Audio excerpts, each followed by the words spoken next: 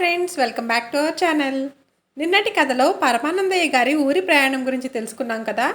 ఇవాల్టి కథలో శిష్యులందరూ గురువుగారు ఊళ్ళు ప్రయాణించడం కోసం ఒక గుర్రం ఉంటే బాగుంటుందని దానికోసం ఏమేమి చేశారో మనం ఈరోజు తెలుసుకుందాం. పరమానందయ్యకు చుట్టుపక్కల ఊళ్ళ నుండి తమ గ్రామాలకు రమ్మని ఆహ్వానాలు వస్తున్నాయి. తమ గురువుగారు ప్రతిభ పెరిగినట్లు శిష్యులు భావించారు. గురువుగారు అన్ని ఊళ్ళు తిరగాలంటే మాటలు కాదు కదా. గజవాహనం ఉండాలి న్యాయానికి. ఆ వాహనం లేనే లేదు. కనీసం ఆయన ప్రయాణ సౌకర్యానికి గుర్రమైనా ఉండాలి కదా అనుకున్నారు. అంతేగాక శిష్యులు 12 మంది తీవ్రంగా ఆలోచించి గుర్రంను సంపాదించాలని అనుకున్నారు. అయితే గుర్రం కావాలంటే ఎంతో ధనం కావాలి. ఆ ధనం వారికి ఎక్కడి నుంచి లభిస్తుంది? పరమానందయ్యతో చెప్పారు ఆ విషయం. గుర్రం కావాలంటే చాలా డబ్బు కావాలి. అంత డబ్బు మీకు ఎక్కడిదిరా? ఎలా సంపాదించుతారు అని అడిగాడు. శిష్యులు ఒకరినొకరు చూసుకోవడం తప్ప గురువు అడిగిన ప్రశ్నలకు జవాబు ఇవ్వలేకపోయారు. పిచ్చివాళ్ళలారా, గుర్రం ఎక్కనందువలన మన గౌరవం ప్రతిష్ట తగ్గిపోవు. ఎప్పుడూ ఆడంబరాలకు తలవంచక నిరాడంబరంగా ఉంటేనే మంచిది. అదే బాగుంటుంది అని చెప్పాడు పరమానందయ్య. పరమానందయ్య మాటలు శిష్యులకు రుచించలేదు. గురువుగారు, మీ గొప్పతనం మీకంటే మాకే ఎక్కువ తెలుసును. తెలివి ఉంటే గుర్రం కొనడానికి డబ్బుండాలనా? మీరు మాట్లాడకండి. మీకు మీ ప్రయాణాలకు గుర్రంను సమకూర్చే బాధ్యత మాది. ఒక్కటే మాట గుర్తుంచుకోండి. ఇక మీద మీరు ఎక్కడికి వెళ్ళాలన్నప్పటికీ గుర్రం మీదనే వెళ్ళాలి. అంతే. మా నిర్ణయానికి తిరుగులేదు. మేము చెప్పినట్లు వినాలి. అంతే. 12 కలిసి అన్నారు. సరే, మీకు ఎలా తోస్తే అలాగనే చేయండి అని అన్నాడు పరమానందయ్య. ఆనాటి నుండి శిష్యులంతా గుర్రంను సంపాదించే ప్రయత్నంలో ఉన్నారు. గురువుగారికి మంచి గుర్రం కావాలి. అదే వాళ్ళ తపన. తిరుగుతున్నారు. ఒక చెరువు కనిపించింది. అక్కడ కొన్ని గుర్రాలు పచ్చిక మేస్తున్నాయి. అవి ఎంత బాగున్నాయో అనుకున్నారు. గుర్రం కొనడం అంటే మాటలు కాదు అనుకున్నారు. తిరుగుతున్నారు. ఆ చెరువుకు అవతలగా బూడిద గుమ్మడికాయలు విరివిగా కాసి ఉన్నాయి. అవి ఏం కాయలని వారిలో వారు అనుకున్నారు. ఎవ్వరూ తమకు తెలియదన్నారు. ఆ చెరువుగట్టునే ఒక కుర్రాడు కూర్చొని లల్లాయి పాటలు పాడుకుంటున్నాడు. అతన్ని చూశారు. అటు వెడుతున్న వారిని చూసి పిలిచి ఆ కాయల గురించి అడిగారు. వాళ్ళు వీళ్ల 12 చూస్తూ ఎవరో వెర్రిబాగుల వారి మాదిరి ఉన్నారని అనుకున్నారు. వాళ్లను వెంటపడి అడిగారు శిష్యులు. వాళ్లను ఏడిపించాలనుకున్నారు. అవి ఏమిటంటే అవతలగా వేస్తున్న గుర్రాలు పెట్టిన గుడ్లు అని చెప్పి వెళ్ళిపోయారు వాళ్ళు. వాళ్ల సంభాషణ విన్న బాలుడు అక్కడికి వచ్చాడు. అతన్ని అడిగారు. అవి గుర్రం గుడ్లు అన్నాడు ఆ బాలుడు. గుర్రం కావాలంటే ఖరీదు ఎక్కువ. గుడ్డును కొంటే తక్కువకే రావచ్చును. అవి ఎవరివి అని అడిగాడు ఒకడు. మావే. ఏ మీకు కావాలా అని అడిగాడు కుర్రాడు. అవునని. దాని ఖరీదు ఎంత అని అడిగారు వాళ్ళు. ఈ గుడ్డులను ఏం చేస్తారు అని అడిగాడు కుర్రాడు. వాళ్ళ మాటలను బట్టి వాళ్ళు తెలివి తక్కువ వాళ్ళని అర్థమైంది. దీన్ని ఏం చేస్తే గుర్రం అవుతుంది అని అడిగాడు మరొక శిష్యుడు. ఈ గుడ్డును ఒక మూల పెట్టాలి. రోజుకు ఒకరు చొప్పున దాని మీద కూర్చోవాలి. వారం తిరిగేసరికి గుడ్డు పగిలి అందులో నుండి గుర్రం పిల్ల వస్తుంది. దాన్ని పెంచితే పెద్ద గుర్రం అవుతుంది అని చెప్పాడు ఆ కుర్రాడు. అతని మాటలు నచ్చాయి. అదృష్టం అంటే తమదేననుకున్నారు. దాన్ని మాకు ఎంతకిస్తావు అని అడిగారు అందరూ కలిసి. కుర్రాడు వారి తెలివి తక్కువతనాన్ని ఆసరాగా తీసుకొని దీని ఖరీదు 30 రూపాయలు. మీరు కావాలని వచ్చారు గనక 10 రూపాయలు తగ్గించి 20 రూపాయలకి ఇస్తాను అన్నాడు కుర్రాడు. కుర్రాడు చౌకగానే ఇస్తున్నాడని గుర్రాన్ని కొనే కంటే గుడ్డును కొంటే మంచిదని తలచారు. అతనికి వెంటనే 20 రూపాయలు ఇచ్చి ఒక గుమ్మడికాయను తీసుకున్నారు. అది గుర్రం గుడ్డు అన్న భ్రమతో గుర్రం గుడ్డు పెట్టదని వాళ్లకు తోచలేదు. గుమ్మడికాయను తీసుకొని వాళ్ళు ప్రయాణమై వెళ్తున్నారు. గుమ్మడికాయను ఒక శిష్యుడు తల మీద పెట్టుకున్నాడు. మిగతా వారు దాని మీద చెయ్యి వేశారు. జాగ్రత్తగా నడుస్తున్నారు. ఏమేమో మాట్లాడుకుంటూ వెళుతున్నారు. కొంత దూరం వెళ్లేసరికి కాయ నెత్తిన పెట్టుకున్న శిష్యుడు కాలికి కొండరాయి తగిలి పడిపోయాడు.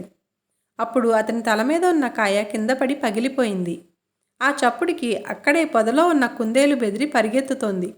ఒరేయ్, గుర్రం పిల్ల పారిపోతున్నది, పట్టుకోండ్రా అన్నాడు ఒకడు. అందరూ కుందేలును పట్టుకునే పని మీద వెంబడించారు. కొంత దూరం వెళ్ళి ఆ కుందేలు ఎటో వెళ్ళిపోయింది. వాళ్లకు కనిపించలేదు. అందరూ నిరుత్సాహంతో అక్కడనే కూలబడ్డారు. ఆలోచిస్తున్నారు. అదే సమయంలో ఒక ఆయన గుర్రం మీద వెడుతూ వాళ్ళని చూశాడు. పాపం, ఎవరో బ్రహ్మచారులు.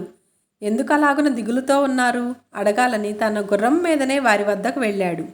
అతను ఎక్కిన గుర్రాన్ని చూశాడు. ఆయన వద్దకు వెళ్ళారు. అయ్యా, మా గురువుగారు అయిన పరమానందయ్య గారికి ఒక గుర్రం కావాలి అని జరిగింది చెప్పారు. కావాలంటే తృణమో ఫణమో ఇచ్చుకుంటామని జరిగిన కథను వివరించారు. మా గురువుగారికి మా మొహాలు చూపించుకోలేక ఇక్కడ కూర్చుండిపోయాం. అంతలో అదృష్టవశాత్తు మీరు కనిపించారు అని అడిగారు అందరూ. ఆ పెద్ద మనిషి వారు చెప్పిన వివరణ తెలుసుకున్నాడు. వాళ్ళు పరమ మూర్ఖులనుకొని జాలిపడ్డాడు. ఇంతకీ మీరు ఏం చేయదలిచారు అడిగాడు ఆయన. గుర్రం దొరికే వరకు అన్నాహారాలను మాని ఇక్కడనే ఉందామనుకుంటున్నాం అన్నాడు లావుపాటివాడు. చీకటి పడుతోంది, ఇక్కడ ఉండడం మంచిది కాదు. ఈ ప్రాంతంలో చిరుతపులులు తిరుగుతున్నాయి, అంతేకాదు క్రూరమృగాలు తిరుగుతుంటాయి. కాబట్టి మీరు ఇక్కడ ఉండడం అంత మంచిది కాదు అని చెప్పాడు ఆయన. గురువుగారికి గుర్రం ఏర్పాటు చేయలేని మా బ్రతుకులు వృధా, అందుకని ఇక్కడే ఉండి ఏ మృగానికో ఆహారంగా వెళ్ళిపోతా అని ఒకడు దీనంగా చూశాడు. అందరూ అవునని తలూపారు. అప్పుడు ఆ పెద్ద మనిషి, అబ్బాయిలు, గుర్రం కావాలంటే 200 రూపాయలు కనీసం అవుతుంది. ఆ డబ్బు మీరు ఇవ్వగలరా అని అడిగాడు ఆయన. ఇవ్వలేకనే గుర్రం గుడ్డును 20 రూపాయలకు కొన్నాం. అందులో ఉన్న పిల్ల మాకు దక్కకుండా మమ్మల్ని మోసం చేసి వెళ్ళిపోయింది అని ఏడుమోహం పెట్టి అన్నాడు మరొక శిష్యుడు. గుర్రం గుడ్డేమిటి అనుకున్నాడు. వాళ్ళు ఎంతటి వెర్రివాళ్ళో బోధపడింది. వారికేదైనా తన వంతు సహాయం చేయాలని తలచాడు. ఆ వెంటనే, అబ్బాయి, మీ బాధను అర్థం చేసుకున్నాను. నా మాట వినండి. నా దగ్గర ఒక గుర్రం ఉంది. దానికి ఒక కన్ను కనపడదు, ఒక కాలు కుంటిది, అందులోనూ ముసలిది. ఆ గుర్రం కావాలంటే దాన్ని మీకు ఇస్తాను రండి అన్నాడు. ఆయన చెప్పిన దాన్ని విని శిష్యులు ఆనందించారు. అది కుంటిది అయినా, గుడ్డిది అయినా, ముసలిది అయినా పర్వాలేదు అనుకున్నారు. అయితే దాన్ని ఎంతకు ఇస్తాడో తెలుసుకోవాలని అడిగారు. అప్పుడు అతను వాళ్ళని చూసి జాలిపడ్డాడు. మీరు నాకు 1 రూపాయి కూడా ఇవ్వనక్కర్లేదు, దాన్ని మీకు ఉచితంగానే ఇస్తాను అన్నాడు. ఆయన ఆ మాట అనడంతో శిష్యులు పరమానంద భరితులైనారు. సరే అంటూ ఆయన వెంట వెళ్ళారు. ఆ గుర్రంను స్వాధీనం చేసుకున్నారు. ఆ పెద్ద మనిషి వాళ్ళు దానికి పెట్టాల్సిన దాణా గురించి వివరించాడు. అది చీకటి సమయం కాబట్టి గుర్రంను సరిగా చూడలేదు. వాళ్లకు కావాల్సింది గుర్రం. 12 మంది తోలుకొని వెళ్ళారు. శిష్యులు ఎక్కడికి వెళ్ళింది తెలియదు. తమ శిష్యులతో సహా వేరే గ్రామం వెళ్లాల్సి శిష్యుల కోసం ఎదురు చూస్తున్నాడు. శిష్యులు అంతటిలో గురువుగారి ఇంటి ముందు ఆ గుర్రంను నిలబెట్టి చక్కగా అలంకరించుతున్నారు. గురువు వాళ్ళని చూడగానే ఆనందించి, ఆ గుర్రం ఏమిటని అడిగాడు. ఇక మీద మీరు ఎక్కడికి వెళ్ళినా గుర్రం మీదనే వెళ్ళాలి. తన మీద శిష్యులకున్న భక్తి విశ్వాసాలకు ఆనందించాడు పరమానందయ్య. ఆ విషయం భార్య సుందరమ్మకు చెప్పాడు. ఆమె ఆనందించింది. తాను పెట్టుకున్న ముహూర్తానికి శిష్యులు సిద్ధం చేసిన గుర్రం మీద వారి సహాయంతో ఎక్కి కూర్చున్నాడు. భార్య సుందరమ్మ అది చూసి భర్త హోదాను శిష్యులు పెంచినందుకు సంతోషించింది. గుర్రాన్ని నడపమని ఆజ్ఞాపించాడు శిష్యులకు. అప్పుడు ఒక శిష్యుడు గుర్రం యొక్క కళ్ళెం పట్టుకొని ముందుకు లాగుతున్నాడు. మరొకడు తోకను పట్టుకు నడుపుతూ గుర్రానికి ఉత్సాహం కలిగించాలన్నాడు. మరొకడు గుర్రాన్ని ప్రక్కన నడుస్తూ పచ్చికను నోటికి అందిస్తున్నాడు. మిగతా వారు గుర్రానికి 2 వైపులా గురువును చూసుకుంటూ నడుస్తున్నారు. గురువు పరమానందయ్య పడిపోకుండా చూసుకుంటున్నారు. ఈ విధంగా ప్రయాణమై వెళుతుండగా మార్గమధ్యంలో పంట కాలువ వచ్చింది. కాలువ దాటలేక గుర్రం పడిపోయింది. అటు ఇటు నడుస్తున్న శిష్యులు కాలువలో పడ్డారు. పరమానందయ్య శిష్యుల మీద పడ్డాడు. శిష్యులంతా క్రిందపడిన గురువుగారిని లేపేటప్పటికి తల ప్రాణం తోకకు వచ్చినంత పని అయింది. కొందరు శిష్యులకు దెబ్బలు తగిలాయి. ఆ సమయంలో పరమానందయ్య నడుం బెణికింది.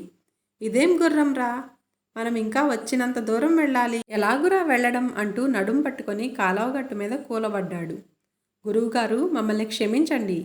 ఈ గుర్రం గుడ్డిదైనా కుంటిదైనా చిన్న కాలువ దాటలేదా అనుకున్నాం. అది కాలువలో పడిపోతుందని మాకు మాత్రం ఏం తెలుసు? ఆ విషయం ముందే మాకు తెలిస్తే మిమ్మల్ని గుర్రాన్ని భుజాల మీదకెత్తుకొని కాలువ దాటించేవాళ్ళం ఒకడు అన్నాడు. మిగతావారు అవునరా అన్నారు. పరమానందయ్య జాలిపడ్డాడు. ఇందులో మీ తప్పేం లేదు, మనం లేచిన వేళ విశేషమది అని వాళ్లను శాంతపరిచాడు. పరమానందయ్య ముందుకి వెళ్ళడమా తిరిగి వెనక్కి వెళ్ళడమా అని యోచిస్తుండగా శిష్యులు గుర్రంని తీసుకొచ్చి ఆయన ముందు నిలబెట్టారు.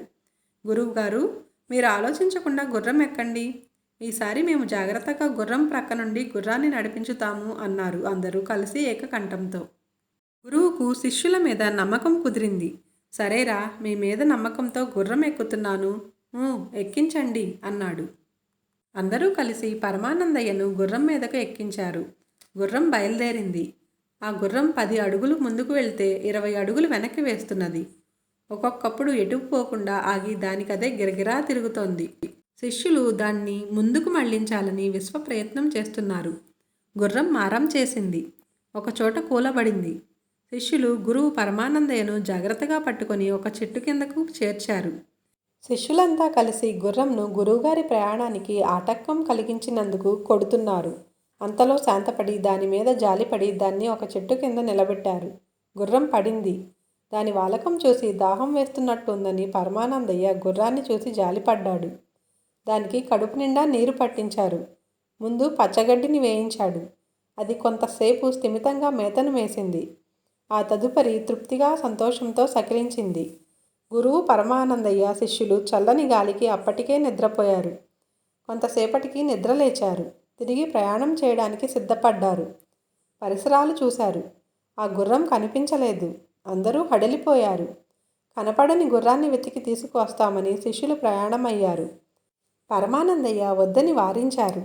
తాము గుర్రం మీద వెళ్లే కంటే నడిచి వెళ్ళడమే మంచిది అన్నాడు పరమానందయ్య. అమ్మమ్మ, అంత మాటనకండి. గుర్రం కుంటిదైనా గుడ్డిదైనా గుర్రం గుర్రమే అవ్వాలి కానీ గాడిద అవ్వదు కదా. మీరు గుర్రం మీద వెళుతూ ఉంటే గౌరవం నడిచి వెళితే ఉండదు కదా. మా మాట కాదనకండి అన్నాడు ఒక శిష్యుడు. అందరూ గురువును అక్కడ ఉండమని గుర్రమును వెతుకుతూ బయలుదేరి వెళ్ళారు. ఇంతటితో ఇవాళకి కథని ముగించుకుందాం. శిష్యులకు గుర్రం దొరికిందో లేదో రేపు వీడియోలో తెలుసుకుందాం. మీకు కనుక ఈ కథ నచ్చితే తప్పకుండా లైక్ చేసి మీ ఫ్రెండ్స్కి ఫార్వర్డ్ చేయండి. అలాగే మీరు కనుక మా ఛానల్ని ఫస్ట్ టైం చూస్తున్నట్లయితే సబ్స్క్రైబ్ చేసుకొని పక్కనే ఉన్న గంట సింబల్ని క్లిక్ చేసి అలానే ఆప్షన్ ఎంచుకోండి. దానివల్ల నేను కొత్త వీడియోస్ పెట్టినప్పుడల్లా మీకు నోటిఫికేషన్స్ వచ్చేస్తాయి. రేపటి వీడియోలో మళ్ళీ కలుద్దాం. అంతవరకు సెలవు. Bye bye.